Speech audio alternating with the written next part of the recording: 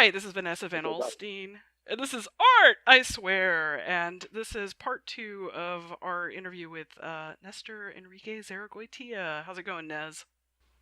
Good. Good. Not bad at all. I Good remember, to see you again. I remember in our art class, like to pass, you had to learn how to spell your last name. And I had to.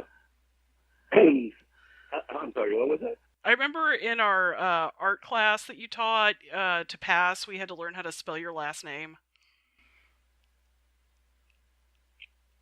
When I was trying to get you guys to be able to write it. Yeah, you're like you have to be able to spell it right or you fail.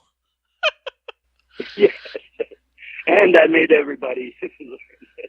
Yeah, that Very was few people could not. Um, but well, my name is really hard, and it's hard because it comes from Basque Country, which is the Basque people. As you might know, in the Pyrenees Mountain, which is the mountain range that separates France and Spain, and it's just really interesting because their language has nothing to do with Indo-European. It's a language of its own. So it's people study it, linguists study it all the time, but still can't find where the root is. So obviously, what they think is that it's the people that moved to the area to Europe pre the Indo-Europeans that moved there eventually and started all the languages that are in European language, the classic ones. So my last name is a Basque word. So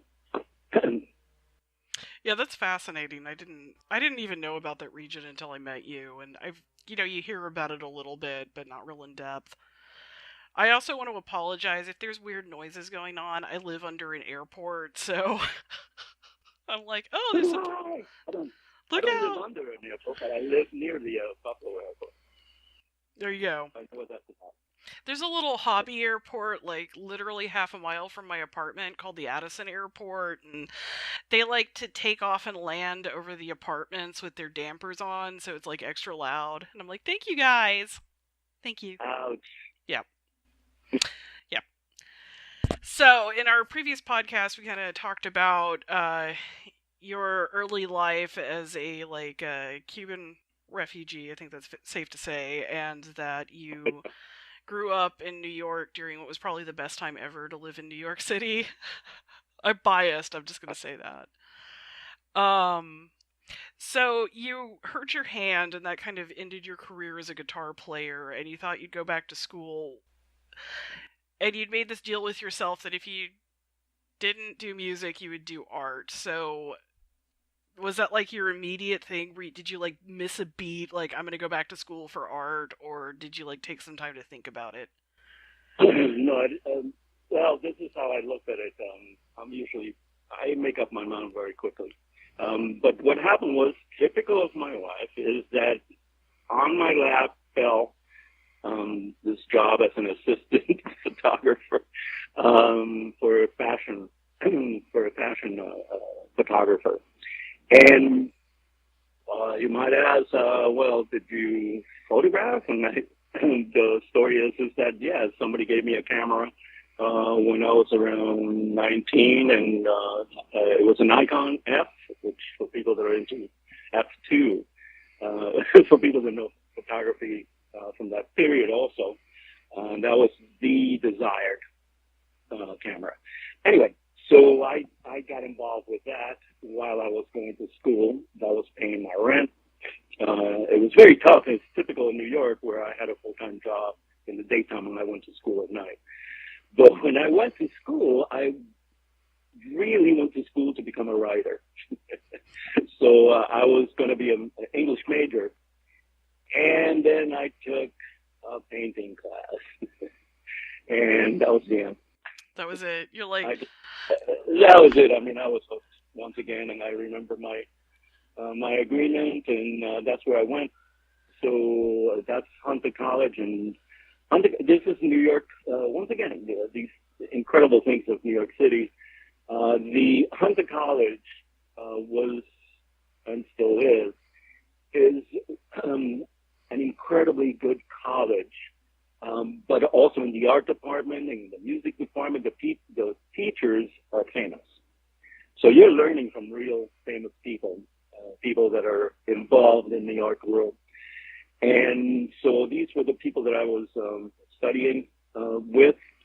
I actually took photography classes with Roy Nicaragua, who still is. He passed away, but was one of the great photographers. He's African American and great photographers from the second coming of the Harlem Renaissance. And he was the chair of my committee. I immediately, without thinking, without batting an eye, I went into the BFA program, the Bachelor of Fine Arts program, because I knew that a BA it was not as good as if you get a BFA. It means that you're not kidding. You're into the arts. You're not messing around. So I did that there, and then I moved to. I went and did my graduate and postgrad work in University of Wisconsin, which was wonderful. That was really where I really bloomed, because in graduate school they give you a studio, your own studio. Yes. So I lived in my studio. Did you literally live in your studio? I've known artists that have done that. I actually had to live in mine for a little while. Well, no. I mean, I bought a house when I got there. I was smart enough to do that. I wanted to have money because graduate students have no money. Yeah. At all. I don't know any that had money, except for the rich kids.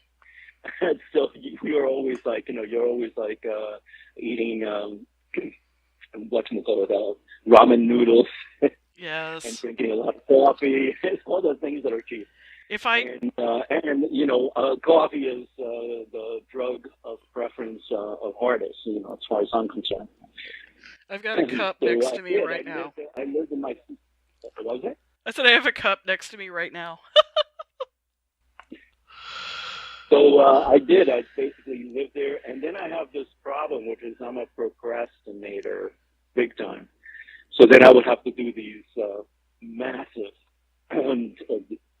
time frames where I would work all day for 3 days because I had projects due or I was showing somewhere.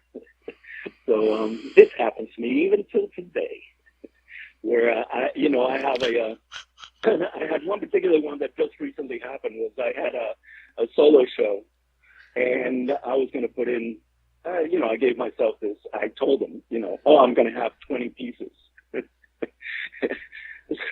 So I put it off until I said, "Oh yeah, I got to do this." Oh man, see that's. 20 pieces. And of course I made it, but I came out of it with like red eyes, I bet. And shaking hands from the coffee. So what was the body of work that got you into grad school? Because to apply to grad school, you have to have a portfolio of about, I would say 10 to 15 pieces that are kind of cohesive and point you in a direction. So where were you at that point? Okay, it's kind of funny because I was doing painting.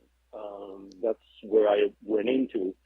And then I had this thing where I took a sculpture class in New York in college, and my brain just exploded. And what I started to do was carve wood. And then out of carving wood, one day I bought a piece of marble, and then I was lost in that. And so I started carving. And so I did all these carvings and very conceptual also woodwork. And that's and a couple of paintings, right, that I thought were good enough. And that was my portfolio. In those days, what they asked for was 20 slides. And you had to write, your give them your CV of, all the places you've shown. Yeah, a CV is like an artist resume. Yeah. Correct. And then your artist statement, which was more important probably than anything else, which is when you tell them what it's about, what you're about, what's your vision. So when I just submitted that to, actually, I think I submitted it to two universities, but the one I was looking for was University of Wisconsin, and they accepted me, and I went into the MFA program there. So, which was, as I said before, was amazing. Just an amazing experience. Very diverse. I had never gone to school with Native Americans, and their art was unbelievable. Very rooted in their identity, but very progressive as artwork, as the art world was at that time. And so, once again, I did the same thing. I was procrastinated to hell, and I think, my personal opinion is I think that made my work better. I have very little time to rethink something. I always drew the pieces before I made them. And I also, because I worked at that point in found objects, I also had an incredible collection of things. It was like my physical palette. And so in my studio, it was like just full of everything with painting and sculpture and objects. And so my studio was a wreck, as it should be. And any artist's studio should be a wreck. I don't know. Like I did a podcast on Mondrian, and apparently that guy was just meticulous. But everybody's different. There's no right or wrong way to work. No, there isn't, and certainly know a lot of artists that are like, don't touch that. Yeah. Don't change it. Kind of people. We're all neurotic. I mean, let's face it. So we're all like not well. Yeah. We all have, there's something that's kind of rattling in the top of your head if you're an artist, something loose, so no matter how you make art. Yeah, I remember, I'm a big horror fan, and I remember Asia Argento, who's the Italian director Dario Argento's daughter, saying that there has to be something wrong with you for you to want the fame that comes with being an actress. And I'm paraphrasing, but it's like, I feel like that applies to all creative fields. Like, you have to at least be very daring to attempt to make a living at this. Absolutely. You put yourself out and then you say, what am I doing? Every so often when you can't eat, you go, what am I doing? Yeah, you're like, I could be eating. If I never have another hot dog, it will not be a tragedy. Because hot dogs are cheap. I do know one of the things you're really passionate about is sketching, and you mentioned drawing before you create something. Do you want to talk about that a little bit? Yeah, sure. I mean, not always do I work that way, and certainly I think I pretty much work the other way as much as drawing. But one of the things about drawing is that I can identify specifically what I'm about to do. You probably hear my dog, right? Yeah. Hi, doggy. So what I do is I get an idea of what the piece is going to be. I sometimes even have the loose components of what I think I'm going to do. But then I work it out in the actual drawings. And what I do with the drawings is I start measuring out the actual dimensions of what I'm making, especially when I'm making things that are very big. There's some of the things that I construct are 12 feet, 15 feet high. So you have to be pretty precise. I can be loose about it, but you have to be pretty precise about how you're going to make certain structures. And that's kind of the way I do it. I don't think it's incredibly creative to do pre-drawings, so you have to pretty much have worked out somewhat, where you're headed. Because once you start, at least for me, once you start drawing and plotting this thing out, it just it loses that spontaneity. Mm-hmm. And it's when you say found objects, just to clarify for people that maybe don't know what that is, it's kind of what it sounds like. You take things from your environment, wherever you may find them, and then combine them in a way that gives them new meaning. And is there a way that you approach your method there, or do you just kind of believe in happy accidents, to quote Bob Ross? Not at all. I mean, sometimes, it's like any artist, sometimes as you're going along, there are things that happen that you actually didn't mean to, but they fall into place, and it's wonderful. That's part of that serendipity, of art sometimes. But I have to tell you that this is why I was an artist since a long time ago. I drew and I sculpted since I was 6. So I literally, I made things out of clay, and at one point I made King Kong when I was in Cuba. But all the time that I was in music, I was looking at these objects that attracted my attention, and sometimes I found them in the streets of New York City, and they could be anything. It could be like a burnt out doll, or a little object that's been flattened by a car, things like that, and I just kept them in boxes. And so that's kind of it. And sometimes I go to flea markets. Sometimes I also go, universities have usually every so often they have these sales of things that they no longer use, like in the science speakers and things like that. And so I would buy those, but also I just find them, in all kinds of different places. People throwing out things, dumpster diving. You're like super thrift shopper.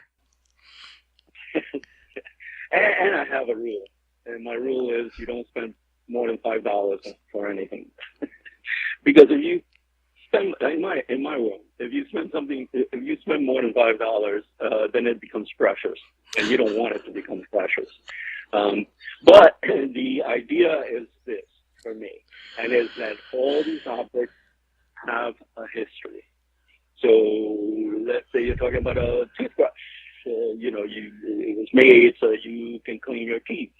So that history is never going to go away. And then I repurpose the meaning of that thing, particular thing. But you, as the audience, when you see it, you can't help but make that association. So there's a duality there, what I mean and what the thing originally was meant to be. And they just, in my world, they don't disappear. They're kind of like the spirit aspect of these found objects. And I feel like that kind of, I would use the word recontextualization, is very important to art after 1980-ish. Like circa 1980, because what happens at that point is postmodernism, where we've had some previous podcast about what modern art actually is, and I feel like after 1980, instead of trying to constantly make something new, we kind of accepted that that's hit its limit, and it's okay to like go back and look at things and ascribe this like value that is both personal to the artist, but also has this line through art history. Yeah, the historical aspect. The whole found object thing is you really got to look at Duchamp, Marcel Duchamp, and all that early stuff that he did in the early 1900s, and this whole rethinking of what is art and what isn't, material-wise. Then certainly the other great photo found object is Joseph Cornell, when he made those boxes. And certainly, like any artist that works in this mode, has to give credit to these people. But then there's also, with me, for instance, then there's also the tradition from Africa. So where they do things like this for religious reasons, and and traditionally, historically, they do things that are a combination of different materials. So I'm also guided by that. I think also that what you have to do with these things in this era to make it your own is that you have to have your own sensibility for it. In this era, identity is very important. So identity was always important to me as far as the work.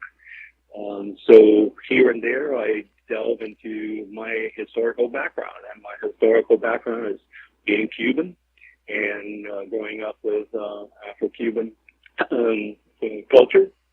And I'm also historically come from mixed races of African descent and Spaniard descent, which is very interesting. And so I'm very, very influenced by those things and religion here and there. But then I also make this art that it's not connected to any of this. I've also gotten into a thing where I incorporate painting with these sculptural works, and that's kind of like where I'm at right now. So, which I like quite a bit. And I remember. Oh, go ahead. No, I'm not. I feel very, very strongly that it's African and Africa, West Africa specifically, Nigeria specifically, Yoruba people specifically. Those are the things that actually have taken an incredible influence in my work. That's interesting. I have a rescue ball python. If I have a ton of reptiles, but the ball python was kind of badly abused. I'd never really wanted one, but it was one of those cases where it needed me. And I started researching them after I got her because I wanted to make sure I took care of her well enough. And then I saw that they're kind of from West Africa. And that there's this big spiritual component to those snakes. So I've actually been researching like the Benin python cults and how the Dahomey people, like the kings, would wear ball pythons or royal pythons around their necks as necklaces. And that there's this like rich secret kind of like history to this animal that's like just really common and kind of unappreciated in some ways in the reptile trade. Yeah, well, there's yes, in West Africa you have a lot of different people with different exposure and beliefs in these things. You have to realize that these are real animals that they historically have lived with, Yes. So they have their own meanings. There's certainly a very strong religious component to it. But in West Africa, they believe in duality. Duality is a very powerful thing. So, for instance, if you have some aspect of duality, then what it means is that you're powerful as an individual or as an animal, for instance. So if you have snakes that can go on land and in the water, that's a duality. So then that becomes very strong. Salamanders are another example, which gets used quite a bit. Mudfish, for instance, at one point, and still to a lesser degree, were important because they could deal with the earth and water, things like that. Then they become very, very powerful symbols of these entities that can deal with both realms. And because of that, spiritually, they're very, very powerful. So, I mean, that's part of like what you're seeing with the snake, it's, when Europeans came across these things, it was very misunderstood. And that's where you get this perception that this is all black magic and devil worship. Yeah. We did that to, I say we, people of European heritage, our ancestors, have done that to so much of the world. Absolutely. Like we've been doing some podcasts on pre-Columbian art, and it's like, why do we not know anything about this? Well, conquistadors kind of came in and burned everything for Jesus, and we even talked about European. Yeah, a little bit. It's I assume you kind of identify as a person of color. I don't want to be rude. I'm sorry. No. Well, I mean, that's historically my background. Yeah. Let me tell you this about me, and is that I come from, my father comes from 12 children, lot of children. Wow. Yeah. Very Catholic. But I talked about like that I have this historical genetic connection with Africans and Spaniards and Cubans and slaves and slave owners and all this kind of stuff. Well, one of the things that's interesting, this is how close genetically I am to it. Out of those 12 children, there are twins. My uncle and my aunt, one of my uncles and aunt. And they were born, not at the same time, obviously, but, in the same period. And one is white, spanking white, and the other one's spanking black. Wow. So you see how close I am to that connection. And then in Cuba, the West African people, the Yoruba people, are incredibly influential culturally, just as much as white culture. So I grew up with that. I grew up with two religions, which is the African religion and of Ife, and the Cuban religion of Catholicism. So, and they didn't conflict with each other, which they don't now either in Cuba. So that's where all that comes from. And then, like when I started doing art, as probably most artists do, there's a certain level of exploration as to your identity and your past. So that hit me pretty quickly. And now I've kind of like exercised it out of my system. So I'm doing much more. I do much more art for art's sake right now. Interesting. So your work shifted more to just, is it more abstract now, or how has it changed? No, I have a lot. Like the painting pieces that I do. By the way, what I do is I paint on traditional, very traditional. I paint in oils and on canvas and gesso canvas. And then what I do afterwards is I cut them out, literally. And then I back them up with like masonite. I cut that out. And so that they can be, I make these frames that have depth. And so then I place them in there so that they actually play with shadows and things like that from the exhibition, the galleries. But then I use a lot of just found objects. So that makes it abstract. So, for instance, I would put them in the background, create texture, things like that. Maybe some kind of subtle meaning that is open to interpretation. And that's kind of what I'm doing there. But the actual canvas paintings are figurative, totally figurative. So one of our previous podcast subjects was Louise Nevelson. Do you feel kinship to her with how she does work, or? I studied her. These are, being an academic, of course, I'm teaching art and art history. Which is a lot of what I do now, but I also was doing art appreciation and things like that. I certainly looked at it, and I looked at her woodwork and the way she handled it, and it certainly made an incredible impact on me. And I would say, that's in the back of my in my subconscious somewhere. Yeah, I see. As part of the podcast, I try to direct people to see how art's related and where the thought comes from. So, and it's also interesting to consider that she was an immigrant who came to art later in life and then worked primarily in found objects. So you kind of have this interesting parallel. Yeah, well, in that sense, there's a lot of similarity, and I kind of like feel akin to that.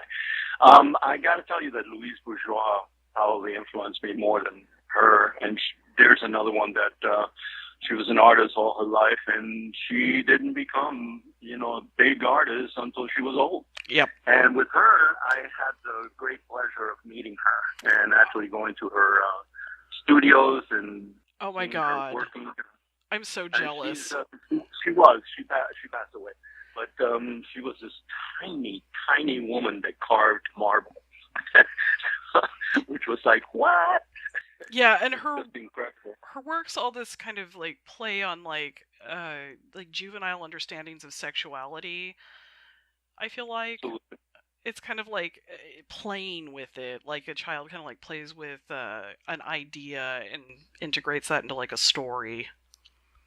Right. She did a lot of things that have to do with family because of her own kind of difficult background. But also, I mean, by the time that I met her, she was much more. Her stuff was much more abstract in a way.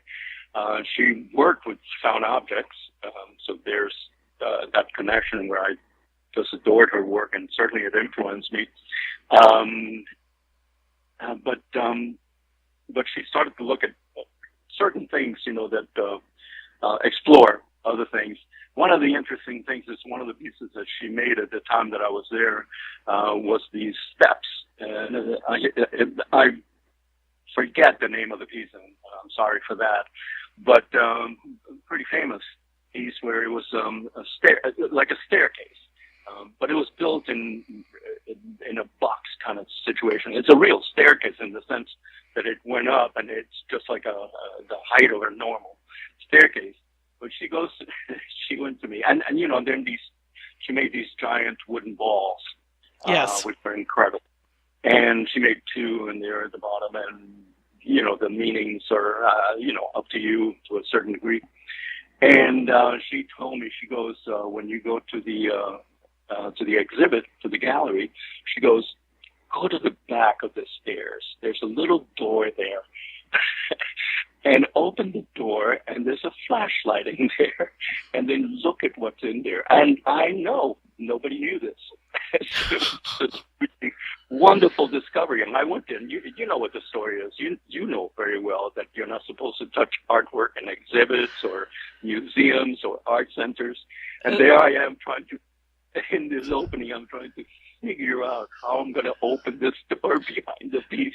And eventually, typical of all these openings, people are like eating too much cheese and drinking too much wine, so they stopped paying attention to where I was, and I opened it. It was marvelous, getting it directly from the horse's mouth, Nice. So what was there? She had all these things, all these kind of found objects that actually in that particular piece, they seem to relate to her, personal family and identity, and what she's gone through her life, which was interesting enough. Mm-hmm. They were like gathering of things, like some things were fabric, like made with fabric, like filled with something, and they were kind of body shaped. And she's done that before. Yes.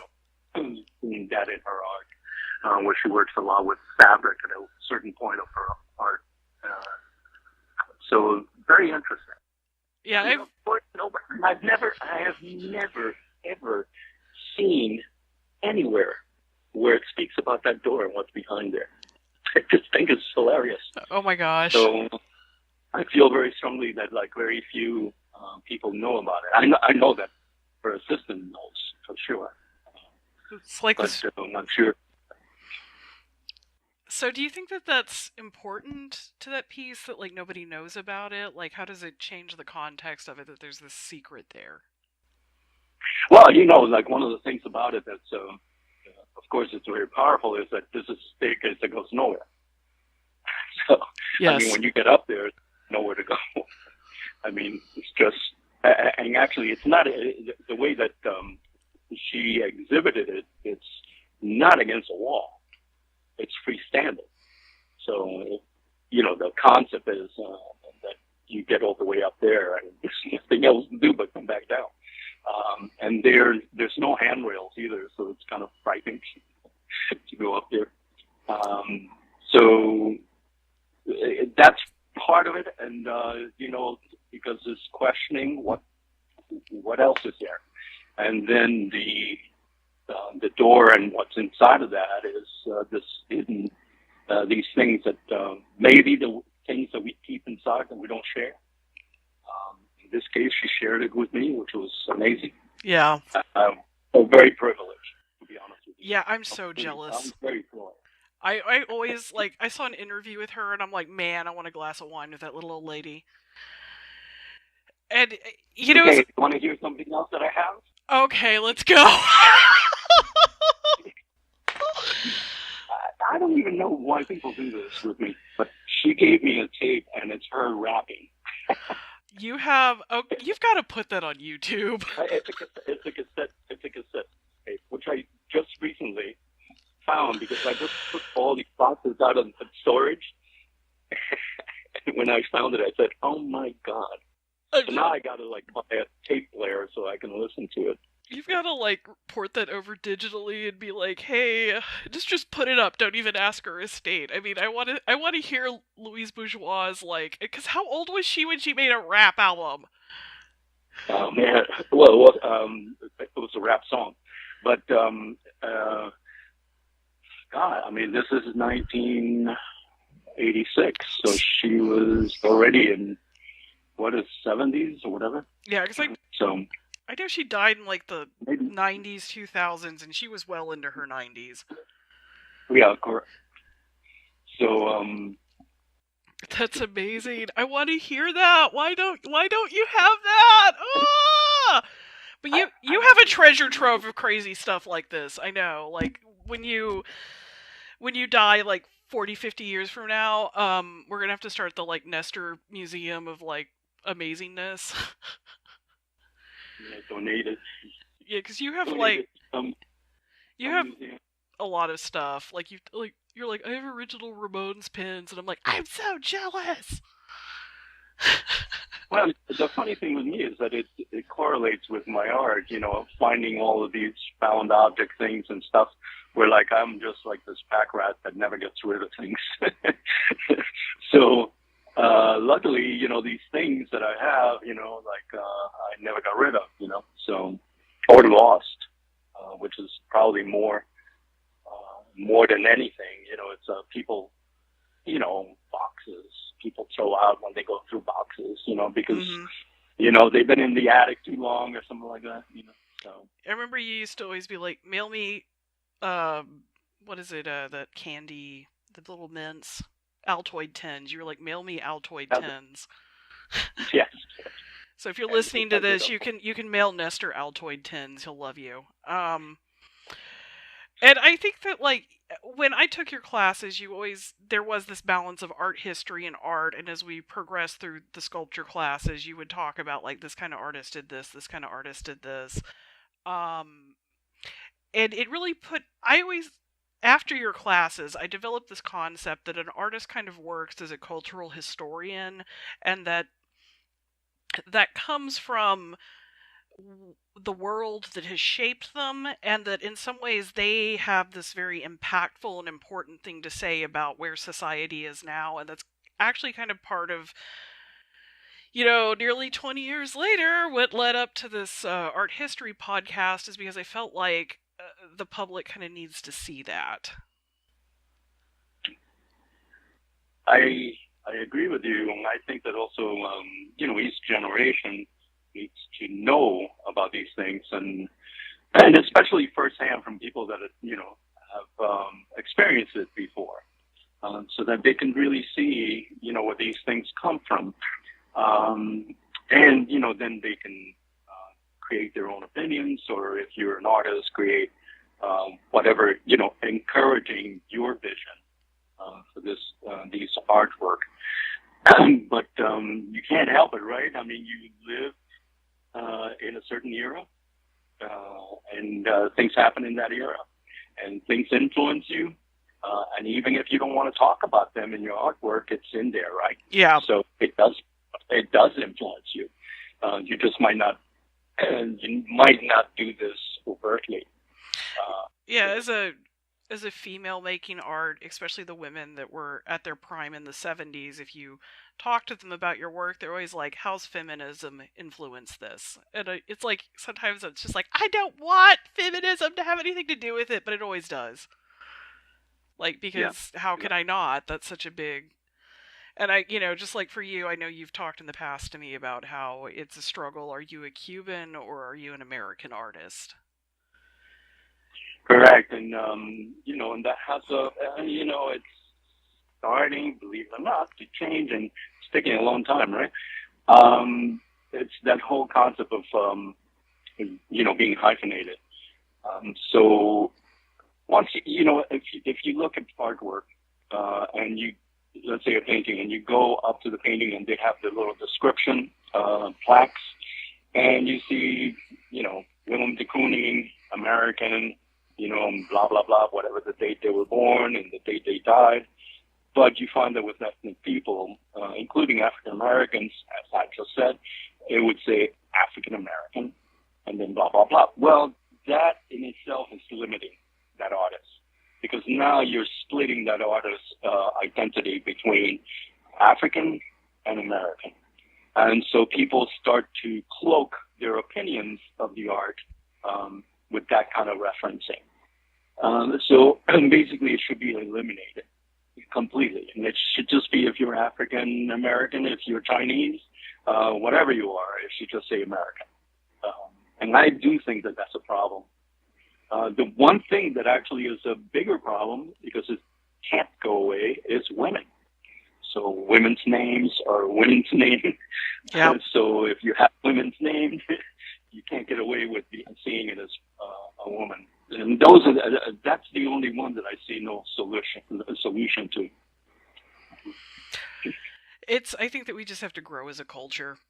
It's the end of the story. And I love that you've said this with our current political climate, which I don't really want to get into politics, but maybe that's a way to look at some of the healing that we need to do, because that's something else that art can do. Like, if you're familiar with Mel Chen, who's an artist of Chinese descent who is from America, and I've heard him address this as well. But a lot of his works are these large attempts to improve areas or enrich things visually. He works in Detroit a lot with like burned out buildings, and it can really improve the community, like having this creative here who opens a dialogue with urban children who would normally not be exposed to artworks, or at least artwork that's on the large academic scale. And this is where art can make the world better. If you want a cultural validation or a political validation for why we need creatives in the world, it's that kind of thing. Well, and I'm not going to get political, but it's the reality that we've come to a level where money is very, very important, and the art itself is not being quite widely in the United States, not being appreciated as having any worth. And this is where the humanities come from. Well, certain things don't have to make money. And certain things you fund because it's important. Artists are important. They say something about being human.